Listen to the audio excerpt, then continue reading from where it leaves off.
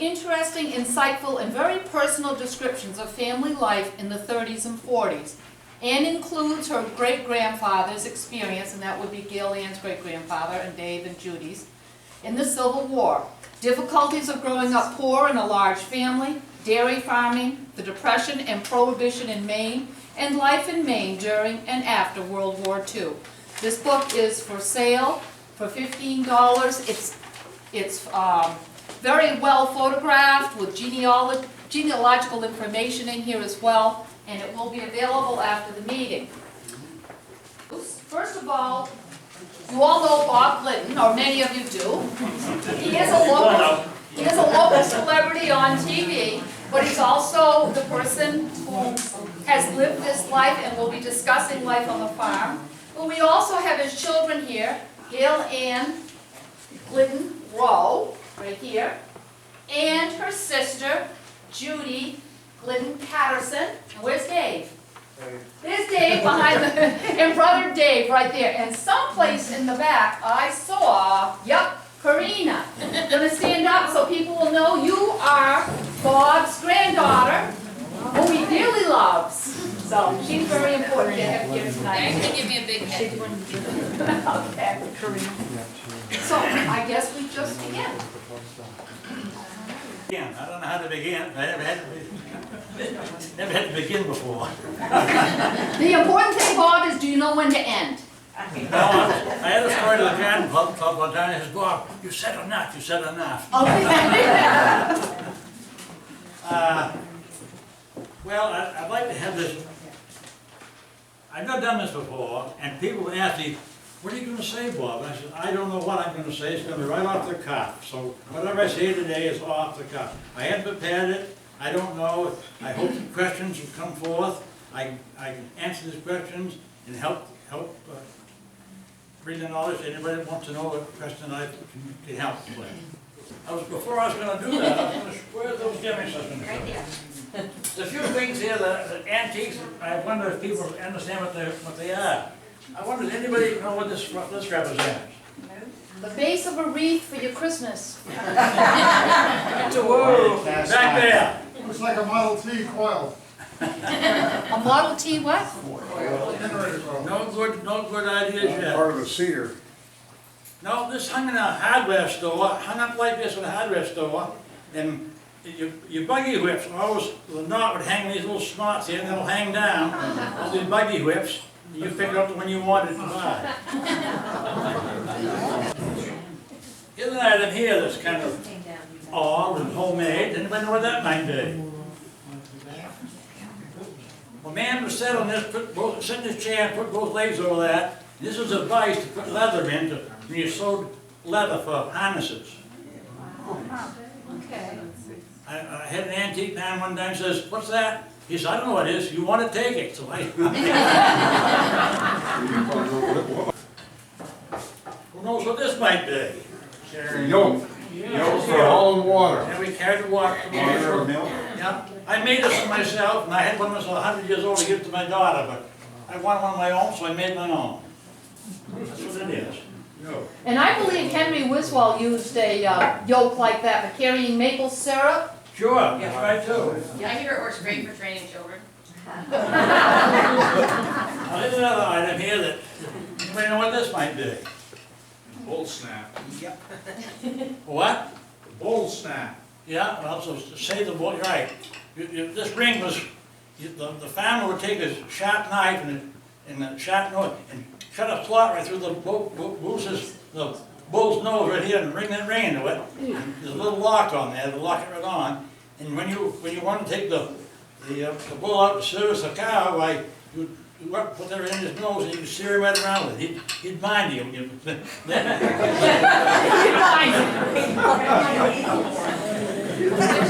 You're not talking about much privacy. Now, does anybody know what this is? Very handy around the farm. Still used today. Isn't that right, Gary? Still used today. Never used it today, right. I've got a can in my garage, one in my cellar, one in my bathroom, one in my can. I got a, Anything. Dad, yeah. how often did you have to use that on the cow's teats? When Oh, only when there's an injury. Just for an injury, not like a regular? No. No. Sometimes they get sunburnt, if they laid out in the sun, Okay. they just get burned, they put that on. Generally when they get pinched. Yeah. This is a deed for that the property my parents bought here down right here, down here with the post office in 1912. My father and my grandfather and his wife bought that in 1912. And they lived there for up until, probably, how many years ago did we sell it to you, Jim? Pardon? When did you buy that place back? Oh, we bought about 8 years ago. Yeah. Yeah, not from your. No. Your grandfather. This is my great grandfather, John. Is that right, John? Yep, yes. John Glidden, right? Great grandfather. That's our Grandfather or great grandfather? great grandfather. No. No, grandfather. Grandfather. All right. Dad, do you remember how much they paid for the farm? I think it was $1,200. Yeah, I bought it in 1912 for $1,200. How How much many land? acres? It was about 86 acres. When it clear out through the Center Drive, up to Center Drive School was part of it. That big field that the schools in was the end of it. And out there, we used to raise, about 4 acres of potatoes every year, and an acre of beans, and turnips, and the rest was hay ground. Now, here's a photo place of our farm right down here.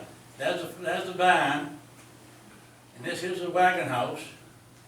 And right in behind it was a woodshed right in there. And there was there was a long porch all along there, and the main house.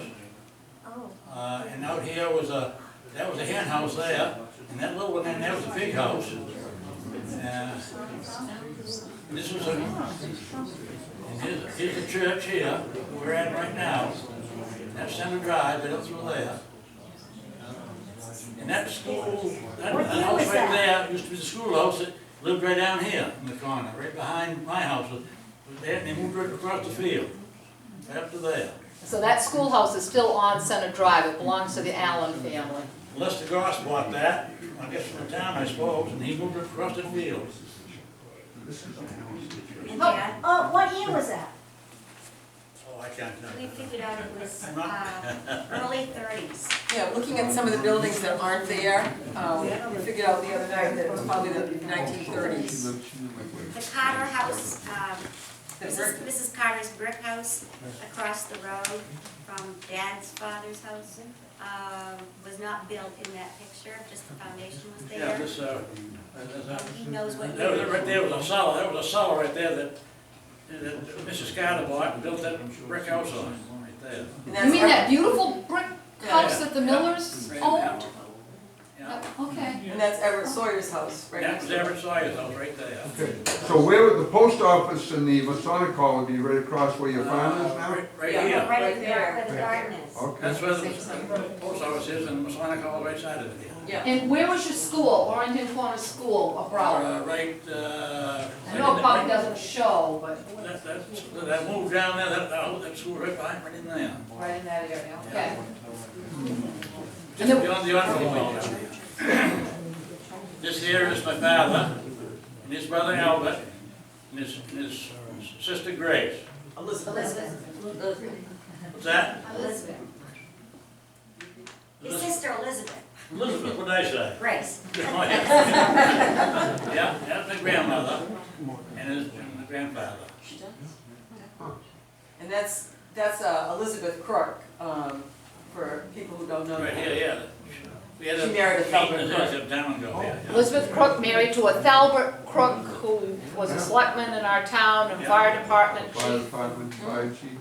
And Elizabeth was quite a person in her own right. My grandfather, he was a butcher, a lamb butcher back in those days. Yeah, that's my father, and my grandmother, and that's me, and that's, what, how many generations is that one? She was Grampy's mother-in-law who immigrated from Germany with her husband. 4 generations. That's, Wow. 1919. that's scary. This here is an Aunt Alice. She was an old maid, and she was a seamstress. She'd go down to our house. She lived in Bangor, and she'd go down to our house and spend a week to 10 days tearing apart old clothes and pants and coats and making clothes for us kids to grow in to the winter. Yeah. Alice. This is the deal of horses, and that's Gene Elliott there, and he's holding me in his arms. And Gene Elliott's one of our hired men. And when he got through working for us, he went to work with J.J. Nissen's baking bread. Yeah. 1923. That's my mother, and myself, and my father. Now, can we go back there? Is that Goss related to the Don Goss? Yes, he is. It is. Same family. Okay. Not the same family, they're cousins. They're Or cousins, second okay. cousins. Okay, Yeah. but Johnny's same. here somewhere. Yeah. Oh, I didn't see you. Hi, Don, Elaine. This here is just a bill for having the lights put in our house in 1922. Electricity. And all that bill says, if you can see it, there's a top line with some hash marks there. And those were just for the outlets that were put in. There was an outlet in the pantry, and 2 in the kitchen, and 1 in the living room, and that's all that they did at the time, was just bring the wire in so there could be a light bulb attached. You know, it's interesting now, it's about $75 an hour. Yeah, 75 cents. Now, that's one of our old home week parades that I had. I had a cart there, and the folks put the frame around my cart, and I had a black lamb in that. And I got first prize for it. And you know what I got for first prize? I got a book. You know, and I was really hurt with that, because the second prize, I got a hatchet. I wanted the hatchet, I did the book. Yeah. What were you, a caveman or? Oh, I guess so. Yeah. Now, this is a cream set right here. It's not the exactly replica of the one that cut my finger off here. But it was in the one that was there originally, my father bought that from Raymond Perkins's father out of Kings Mountain. And this is the machine here, right in there, that cut my finger off, right in that wall. How old were you? I was 4 years old. The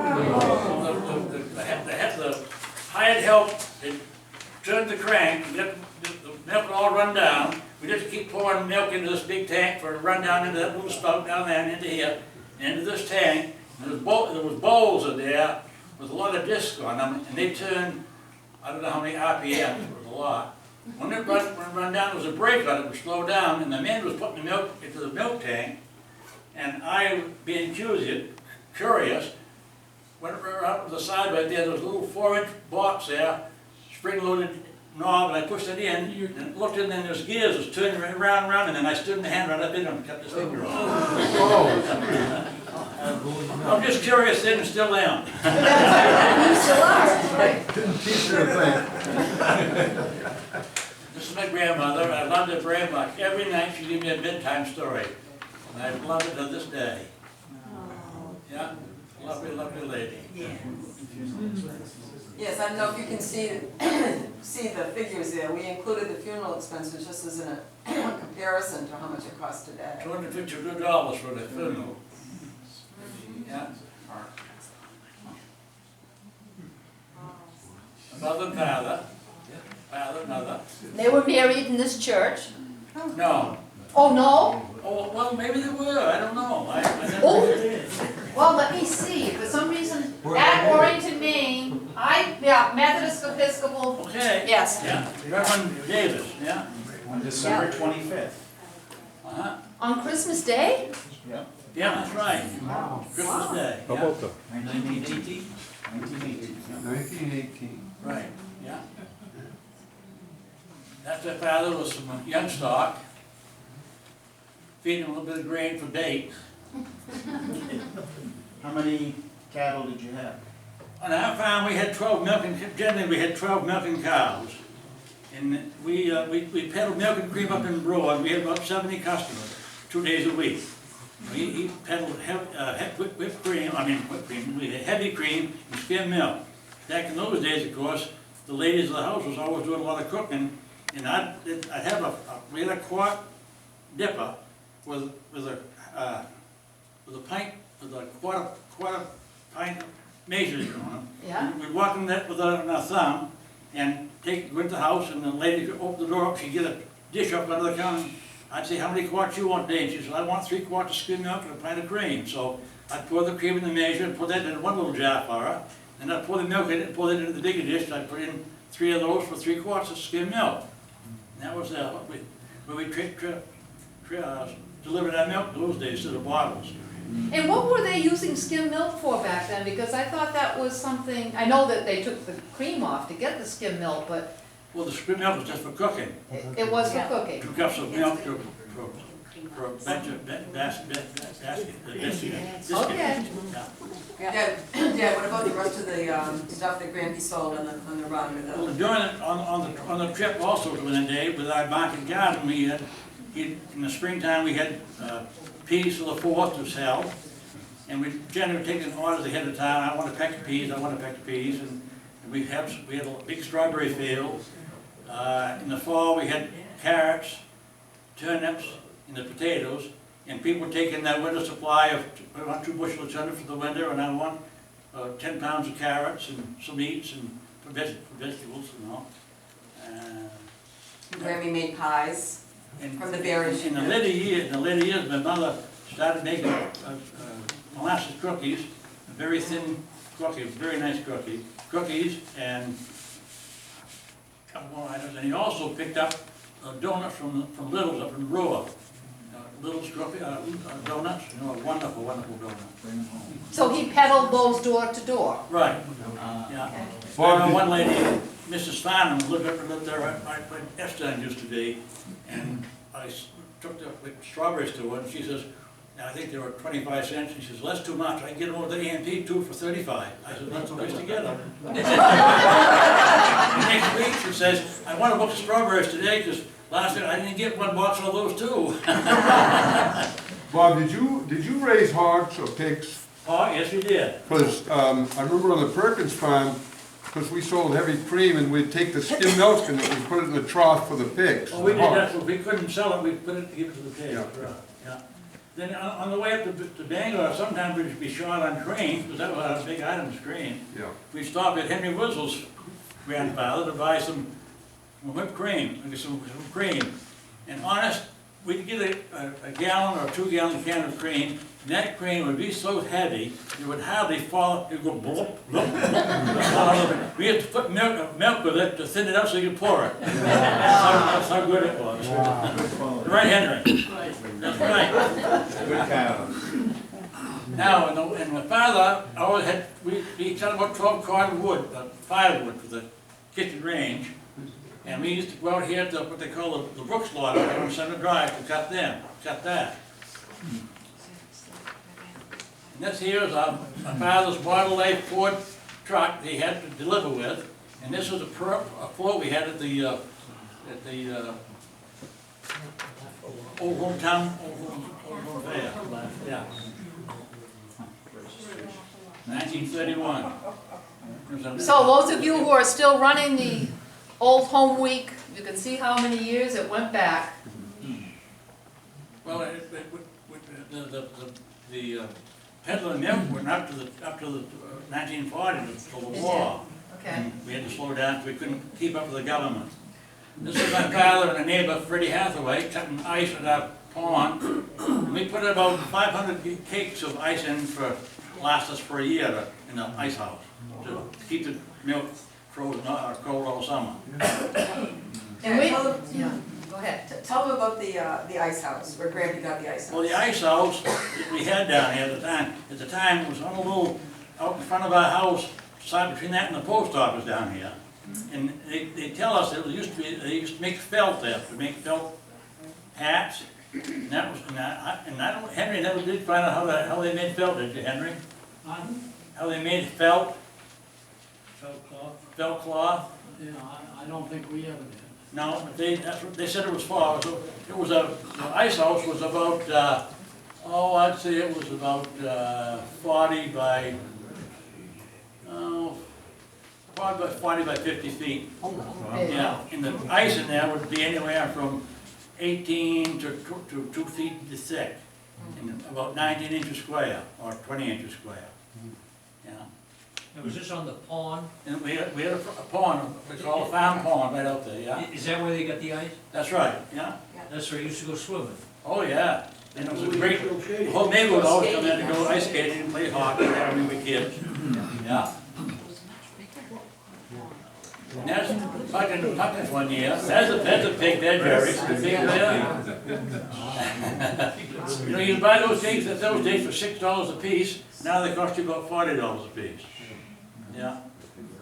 And the pumpkins there, well, you didn't sell many of those because there was common everywhere, but we had a big cooker, a big metal tank, and we'd cook them up, or break them up and cook them up and then put them into a barrel with some milk and grain and make the food for the pigs. That'd be good. Eating half. That's my father there, he's cutting seed for potatoes. Right there's a plank right there, and right up and down there, there's a knife up backwards, and it was a very thin bladed knife, and he'd take a potato and find out where the eye was for seed, and slide that potato right across that. You'd get 2 or 3 quarters out of one potato for seed. What about the thing you use to plant the potatoes? Well, the potato planter was, that was a 2-wheel thing, and the man sat on back of it, and the thing was set on, and there was boxes on the side with that seed in the corners to, it was automatic, the wheels would jig back and forth, going around that, dropping every 8 to 10 inches, and then if you if the machine missed one, you had your hand to put one in all the time. And there was a big tank before that, had the fertilizer went in, dumped out in the trough before the seed was dropped. And then it would kick the dirt back over it? Yes, right, yeah, like a little barrel, elevator to cover it up, yeah. Then the hill it up big. Then throughout the summer, you have to run the horse hoe through it again to run more soil up, because if you didn't, why the potatoes would grow in there and they get sunburned. Yeah. Yeah. And that's haying. I don't know who's probably there working right there right now in that hayfield, but we didn't have any baler back in those days. That was too rich for us. But my grandfather would help us generally in the summertime, and he was a lot older than us all, and because he'd say, he made a remark, says, I can handle all the hay, you guys can hang up to me. And he couldn't handle it all. He started pushing me back down. He said, I told you I could handle it all. Couldn't get ahead of him. That's a Model A pickup that I bought for $25. That's my brother there looking at it. But I bought that one winter up the brick house up here, what they call the Mincha place. Yeah, $25. You know what year that was? I mean, it's a 28 model. 29. It was a year 28 old? or 9, I'm not Yep. sure. Yeah. Okay. So you were buying a used car at that point, because you were born in 22, Right. so that made it a little cheaper. Well, that was kind of older when I bought that. That was way up in 38 and 39 when I bought that. Okay. Okay, so that's Now, is that at your house? Yeah, Yeah. yeah, that's we always call it the wagon house. My father kept his truck in, and they call it the wagon house. Upstairs, we have a tool room upstairs to do carpenter work, yeah? Yep. This was a long veranda or porch all across that porch, and that was a woodshed right there, yeah? Right at the, yeah, oops. Probably the woodshed, that's right. And right at the end of that was our outhouse, right at the end of the porch. With a lilac tree. Lilac tree. Yeah. And that water system come from Danger House, there was on Broad Street down behind Freezes years ago. And a fellow by the name of Joe Lunt came down and did all that work for us, did the plumbing. Joe Lunt. Dad told me that they first thought the big priority would be to get the water up to the barn for watering, so they did that first. And a few years after that, they got indoor plumbing, and then during the war, they got a bathroom installed. Yeah, Wow, living better. living better. Cost Oh, was yeah. $258 and you got a $6 discount. Brought it down to Discount $250. $6.07, yeah. But you imagine that for $250 to bring that out. Yeah, Oh, that was looks like- probably, from where the well was to the house was, I'd say 300 feet. Yeah. And that's one of my days home from a fellow from, I was in Camp Edwards in Massachusetts. My father there, I think he was picking up, looks like onions, but I'm not sure. Put them down solid there, yeah. There's carrots. That's my lady friend.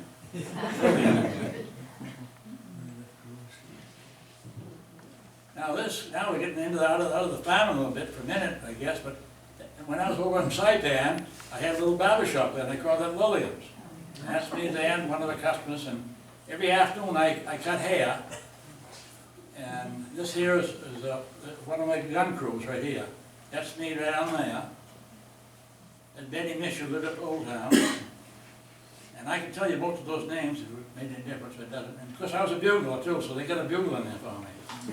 So I was relieved of most, I didn't go do chicken, huh? KP, I didn't do that. Okay. I didn't do any guard duty, and I was a bugler, so I was already on call for that. I attended the supply room, and Who taught you to cut hair? what's that? Who taught you to cut hair? Who taught? When I was in Hawaii, there was somebody, the boys were getting long hair, and said, who can cut hair around here? And I said, I can, and I hadn't cut any hair in my life. The first guy that I cut his hair, he had black hair, and every clip showed up on it. You see every chop all over his head. But I learned quick, and I still cut hair today from a couple of old fellas that I like to go to the door, they can't get out themselves. Did you make money at it?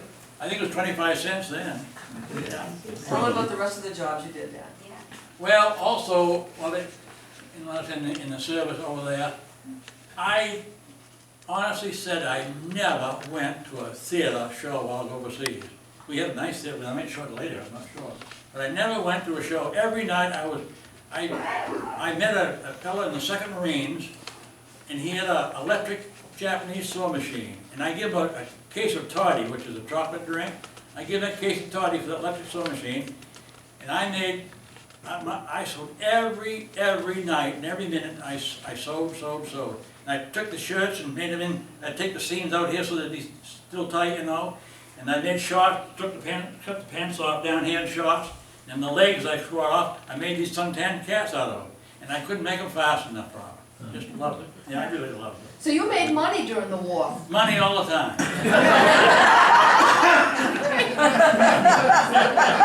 Yeah. You know, if you got money, you can make money. I didn't make enough though. Yeah. Yes. Dad, I think this is all the World War II photos that are here, but why don't you tell them about your shipwreck? Well, when I left Hawaii, I went to Camp Edwards for I think 9 months or so, and I went to California for a couple of weeks. And we went to Hawaii for 9 months. When we left Hawaii, we went for the invasion of Saipan, And we was in the Marshall Islands when we was going out of this big Task Force 70, I think it was. And one of the guards out was talking to the captain. He said to the captain, I can see white breakers. And I don't think he wanted to go to Saipan. He says, you watch the breakers, I'll steer the ship. About that time, he drove that ship right up onto the shoreline. We were there 30 days, a month, in Perry Island, and I got a letter. I didn't get any mail for 30 days. When I did, so all the mail, I had 30 days, right, fan run on my hand while I get my girlfriend had written a letter to me every day. You know? Yeah, You're Lillian. yeah. And did you get to participate in that invasion? Well, I was 30 days late, thank God. I didn't know what happened at the time, but today I could have saved my life. And what did you do did you keep doing military marches and practices? Always did drills to keep your exercise going. We played cards and games. And there was a big concert out there, and it was all for beer, it was recreational. It was on Perry Island. It was Perry Island, a small island. It was called a recreational island. And there's this concert full of just beer. And being having the ability to try to improvise, we took an old oil tank and cut it in two, made a washtub out of it. When we got a piece of 2x4, made a prop out of it, and a piece of pipe made a crank on it, so that when the prop went, the pump would go up and down, and we'd use it to wash our dishes and wash our clothes in that You made a wash. half-gallon barrel. Yeah. Well, that's my younger sister, older sister, myself, my mother, father, and my brother. My father died he was 84 years old when he died. My brother was too. And this sister, she died, I don't know how many years ago it was. 10. About 10 years. Janice is still alive. She's in a convalescent home down at Rockland. And I'm getting 3 meals a day here. Pretty happy with that. Oh, and after my father got through the farm, he had to find something to do, of course, to survive. And he ended up being a guard at the Bangor Savings Bank, Bangor. Why did he give up farming? Well, the government restricted you to have separate buildings, cement floor, and hot water, and things that we just couldn't meet the demand of the cost, so we had to just give it up. He sold the business first. He sold the business out to Walter Kingsbury. He was a smaller man up here with those facilities. He sold the business to him, and then I guess he sold the footman after that. So he couldn't start. He had too much longer. But he didn't have any cows. He just bought milk from small farmers. Would that have been in the 50s that he sold out the farm? It's actually during the Before war. Before that? Oh. Yeah, it was the early 40s, I think. Early 40s. Well, also, they didn't have you and Uncle Walter to help the We other had to help the farm. My mother couldn't help do it. She did help me plant potatoes, and she went during the day in the summertime, at blueberry time. My father would get through the cows in the morning and get the milk dishes all put away, and he'd take her up to my grandfather's house up the road here, and he'd pick blueberries all day long. At night she'd be just purple. She'd be so blue, so hot, red hot, and all that hot sun. Cooking. And I don't know how many. She'd take those milk canners and kettles and fill them full of blueberries, and at night pick them all over, and then take them to Bangor and sell them for probably 10, 12 cents a quart, I imagine. Yeah. They It didn't was have not an easy life, Yeah, but we survived well. We had probably the first radio in town. Everybody come out and listen to Gabriel Heater and whoever else was on at that time. But it was life that we lived and we enjoyed. We didn't think it wasn't bad. What life expected at that time. We had that sauerkraut. In the sauerkraut. Oh yeah, we made cabbage in the saw every summer, and he made the big pork barrels this big, you know. He made either 2 or 3 of them every winter and peddling it through it on his milk grill, the sauerkraut. I think it was 25 cents a quart then. Now you pay $7 for a pint Yeah. at the health food store. Oh, yeah. Yeah? During the war, they couldn't find any hired men to work, and all their kids were gone, and my grandmother would end up doing an awful lot of the farm work by herself when my grandfather would have a problem with his back and really couldn't get out of bed. And they decided to write to the government, the Farm Bureau, to see about getting a deferment for one of the boys to come home and help them out. And it was sort of a long process, and Dad wasn't sure whether he wanted to leave the war and come home and do that. He was really conflicted about that. But it turned out that they were refused because it wasn't really that large a farm. And it was just, feeding local people in the family, but it wasn't the kind of situation where they would release someone to come home and work the farm.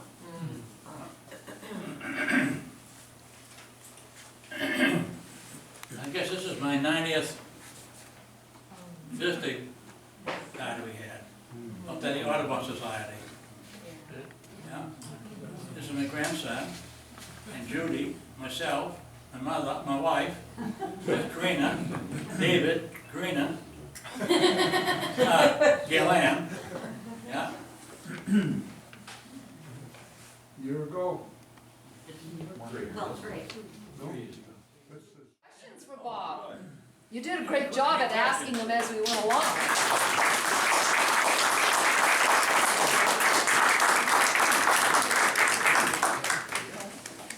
Any more questions? Yeah. Bob, tell us how you got your business started. Well, when I went in this auto body work, we had a neighbor across the street. There was a mechanic working for this company, and they wanted to start a young man to start learning to be a mechanic, a body man. Sit down if you want. My knees are gone.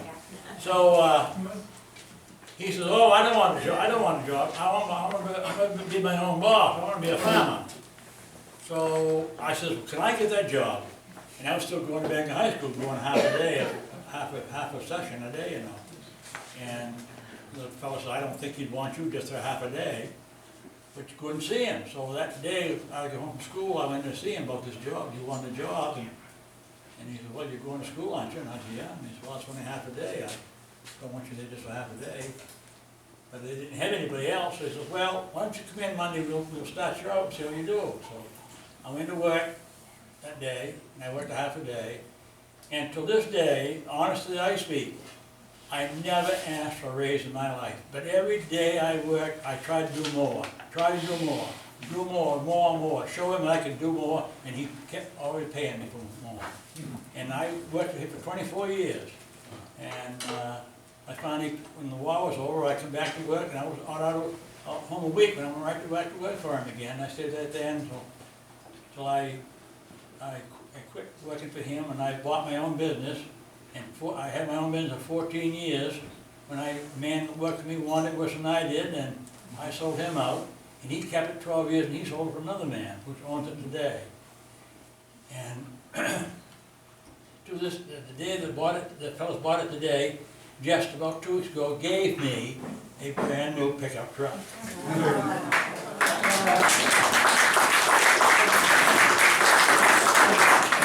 Thank you, I'll tell you that. But everybody says, "What's he paying you for that ad?" "What are you paying him nothing? I don't take any money.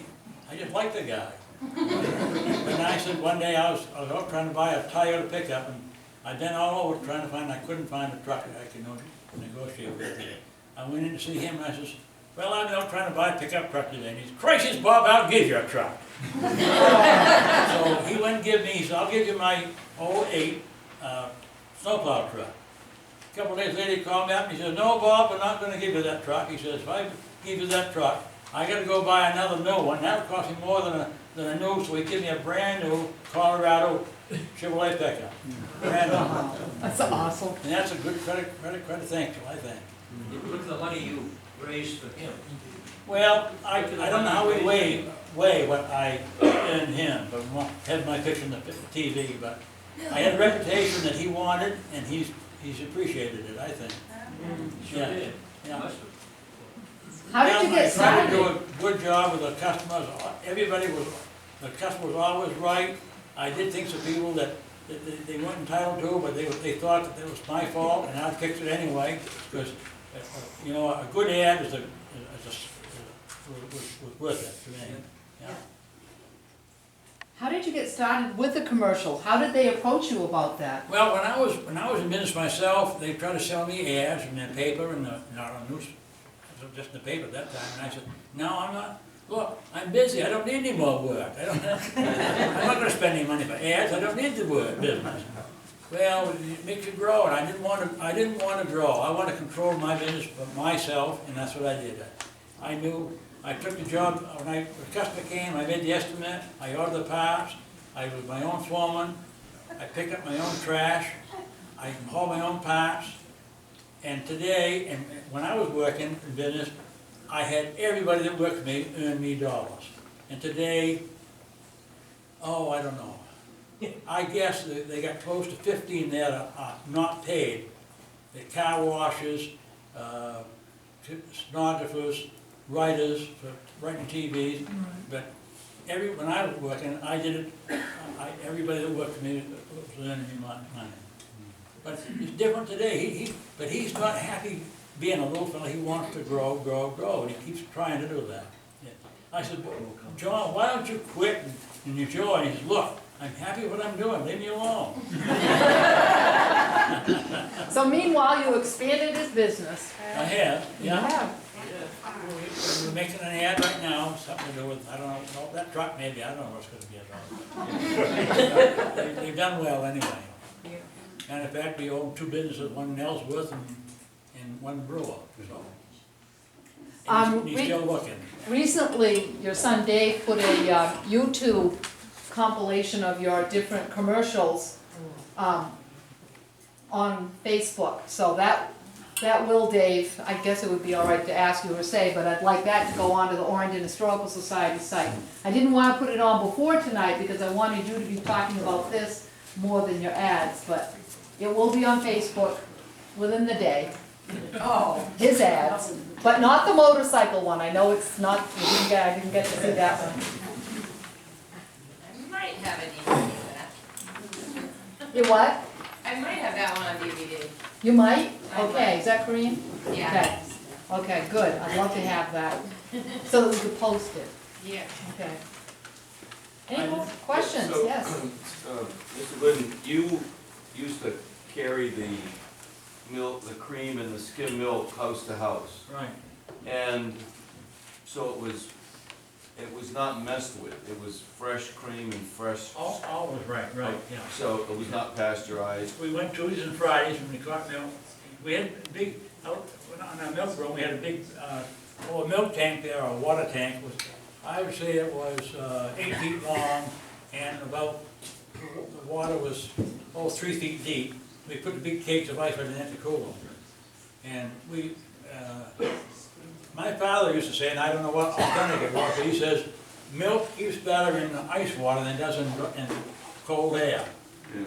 You take your refrigerator today, it's cold, it's dry, it's cold air, but you put that tank of milk in that ice water and then it keeps warm. My question was related to, so you used to take that and bring it to homes and they buy it and use it Oh, sure. right off the farm, whereas today it's. Oh, yeah. Yeah. Bob, maybe you should tell them about your milk today. Well, because I was an awful milk drinker. My mother would say, Robert, you eat some more food before you have any more milk to drink. So I just love my milk. Anyway, I drive down to Penobscot to get my raw milk today. I don't drive every day, it's too far to drive, but I quite occasionally I'll go down and I get 2 gallons at a time.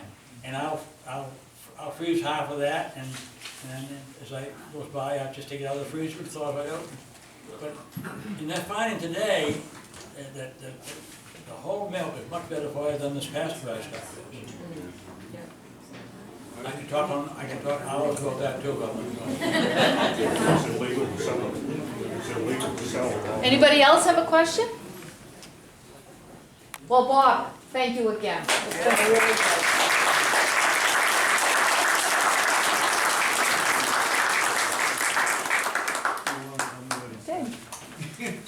We have refreshments and beverages.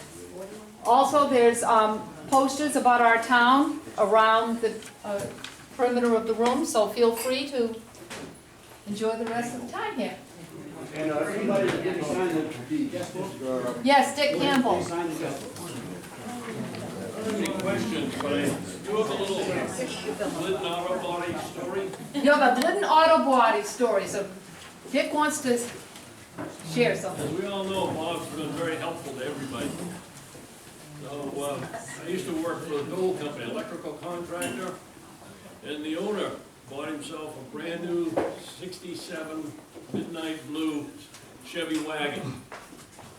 So for some reason, he let me take it home. And found myself headed down to the river in Oak Grove Spring in North Brewer. And the driveway had sort of grass mounds on either side. And so we must have been just talking or something. And the windows were steamed up.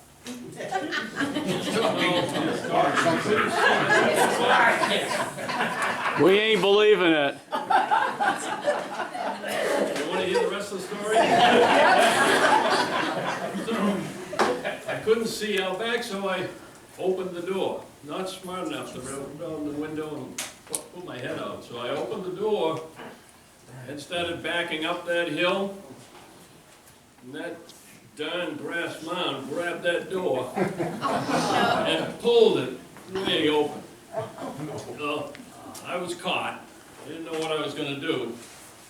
So I found some rope and I hauled it together, and it must have stuck out at least 2 feet going down the road. I think I was at Beach Hill, so I went out to camp, came in.